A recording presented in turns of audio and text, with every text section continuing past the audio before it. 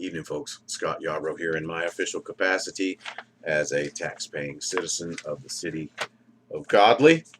I wanted to, been on Facebook for a little while and managed to get away and break the chains, and then, of course, you see how well that worked out for me. Coming back to you this evening to talk about our election season. Will it ever end? I hope so. Can't we all just get along?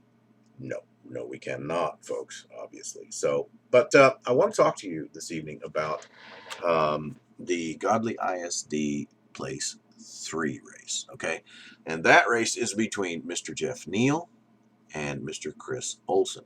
Not to be confused with Nova Ohlsen, who is running place 1 against, I believe, Terry. Is Terry Goodlow in place 1? Or is that Simone Mabry? I can't recall. Regardless, the two Ohlsens are two different people, not related, not to be confused with one another, okay? Now, I am advocating for Chris Ohlsen because I have a significant philosophical disagreement with Mr. Neal on his theory of stakeholders. Who has a say, or at least who has more of a weightier say in the district and how the district spends my tax dollars. He seems to believe that if you have children in the district, as he does, you get more of a say than if someone, say I, who doesn't have any children in the district, but pay maybe even more tax dollars than he does. Who knows? But either way, our tax dollars don't appear to be equal because he has kids. I don't. No, not going to work for me, folks, and it shouldn't work for you either. It's almost like a reverse class warfare argument. You remember that they still do it today. It's the rich versus the poor. Oh, the rich people, they're best. Sorry, I was about to curse. They're bad people. The poor people are good people. It's between the haves and the have-nots in that sense. In this instance, it's almost the same, except the haves are you have kids or you don't have kids, right?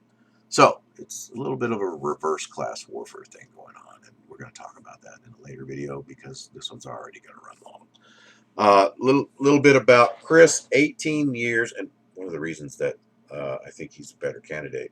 Oh, and by the way, do I think that because Chris is a better candidate that Jeff Neal is somehow a bad man? No, of course not, folks. In fact, I'm going to argue that the opposite. I'm going to say that for the sake of this argument, that Jeff Neal is a fine candidate for ISD School Board. Just fine, right? But Chris Ohlsen is the better candidate. So it's not about the good versus the bad. It's not about that at all. It's about the good candidate, Jeff Neal, versus the better candidate, Chris Ohlsen. All right. Here's part of the reason why. 18 years experience on the Joshua ISD Board of Trustees from 2003 to 2021.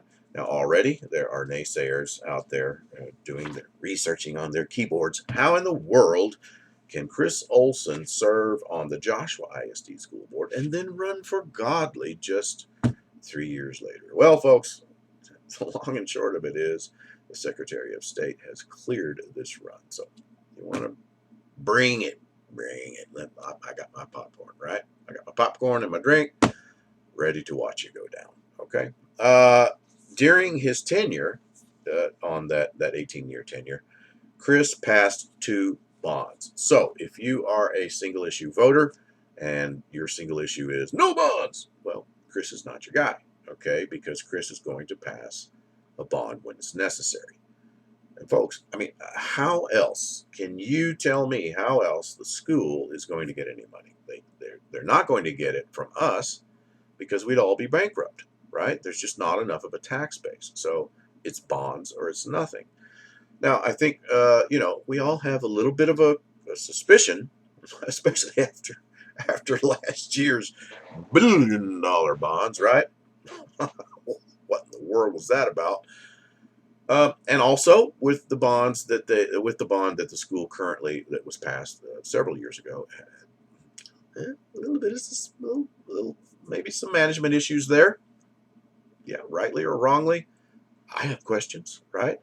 and have every right also to ask those questions, and every right to have them answered, and every right to have my money spent responsibly. And I think Chris Ohlsen will do that. So it's not a question, I don't believe, it can't be a question of bond or no bond. It's a question of bond management, folks. Bond management.